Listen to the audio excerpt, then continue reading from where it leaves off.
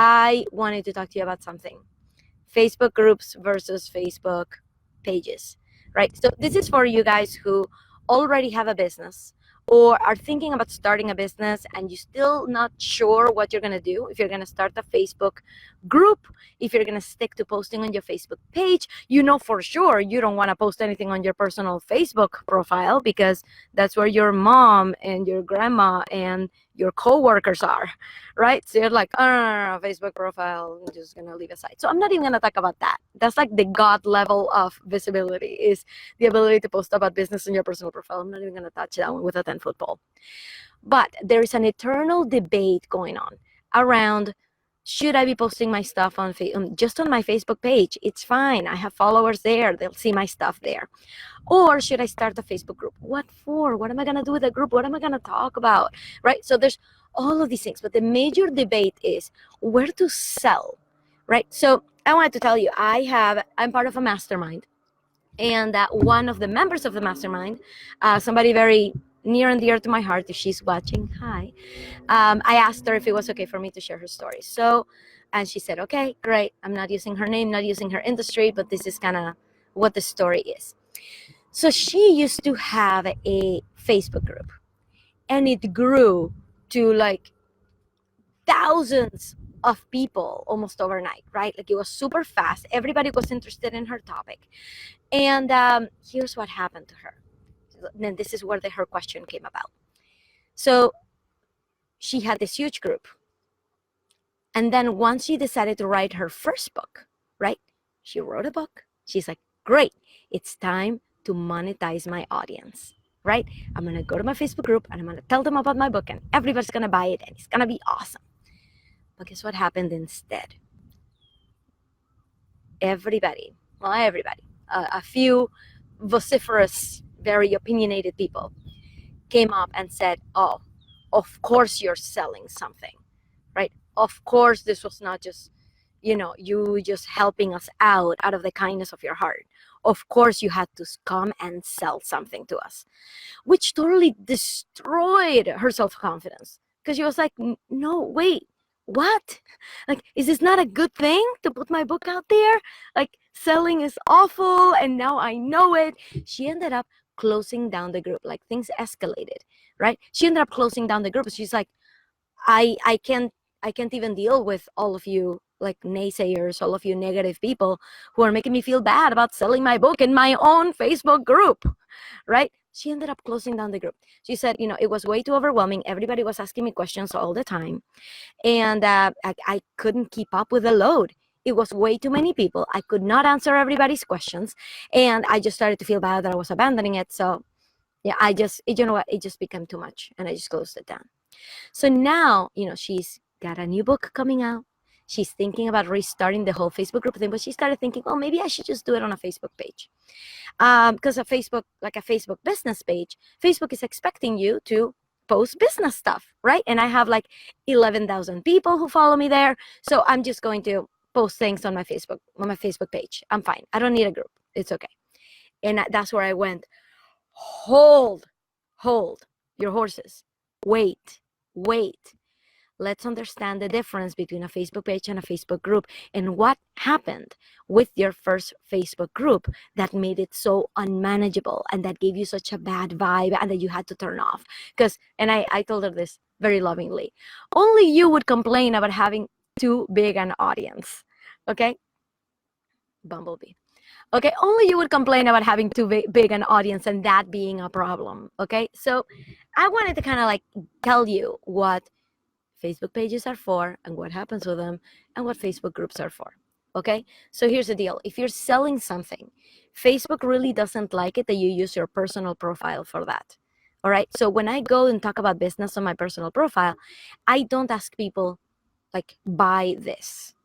I don't go and do that, but I do tell them about my business, and I tell them, inspire them or motivate them or tell them something that would encourage them to join my Facebook group. That's where I do all my selling, direct selling in my Facebook group. That's my prerogative as a group owner. You're here because you want to hear from me. So yeah, so that's kind of what happens on the Facebook personal profile. But I'm going to tell you something.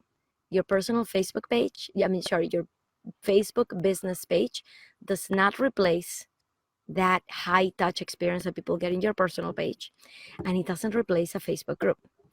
They're completely different tools, okay? Because imagine this, here's the thing.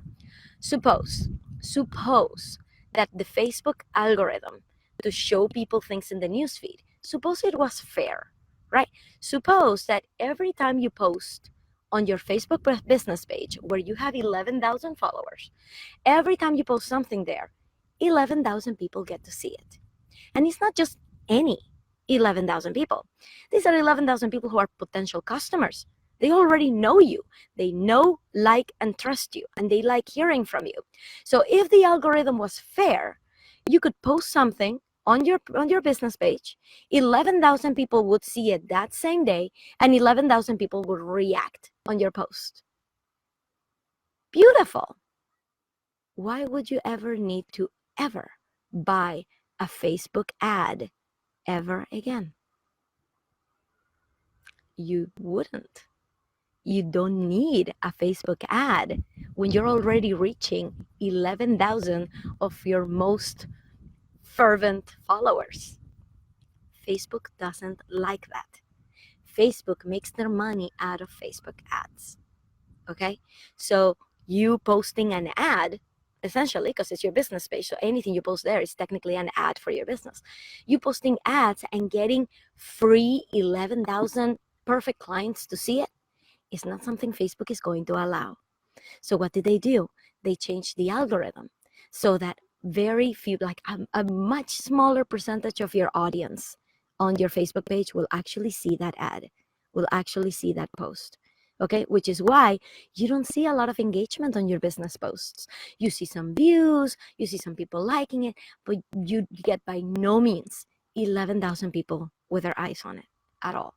That's what happens on Facebook business pages. So can you sell on your Facebook business page? Well, if you're thinking the algorithm is fair, sounds like a really sweet deal. You don't need Facebook ads. You don't need a group. Everybody that you want is watching your stuff.